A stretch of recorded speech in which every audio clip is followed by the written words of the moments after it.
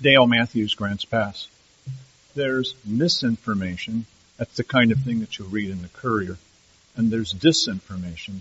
That's sometimes the kinds of things that come out of this county board. There was a vote recently at the city council meeting where they relied partially upon a piece of information from Aaron Kubik. Aaron Kubik told them that you have already approved the contract with Eco Northwest. Already approved it? Well, I know that's not true. And the next day, the misinformation that was passed out was by Jim Moore of the Daily Courier, who repeated that. It's false. Now, we know that. We attend meetings, and occasionally Jim Moore will be in the same meetings as I'm in. How could he possibly make this mistake? Partially based, I suppose, on Aaron Kubik's false report to the city councilors. Now, that was a very tight vote. It was actually broken by the mayor.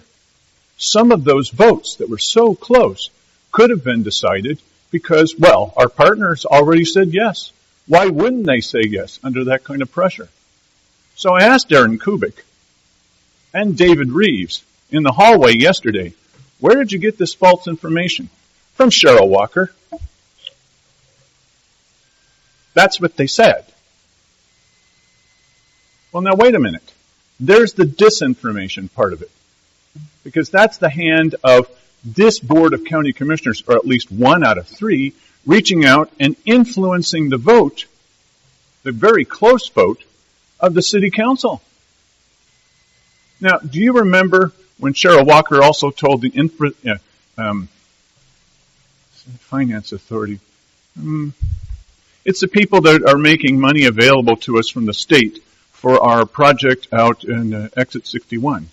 She told the Infrastructure Finance Authority that, and she said it in the meeting also, it's part of the public record, that the school board was already on board. No, they're not.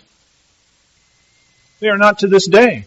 So they were surprised when I went to their meeting and I said, well, here's what Cheryl Walker is saying about you, school board. They weren't happy. Well, now that's just completely made up. And that's also involving a lot of money. So why would a county commissioner make that up in order to influence bringing money into the county? And why would a county commissioner tell David Reeves and Aaron Kubik, well, we've already approved that. You know that you haven't.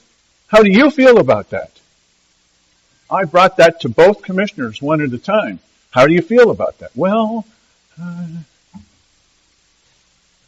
it was time for the city council, when they heard these things going on, to object. And now you should object and censure Cheryl Walker.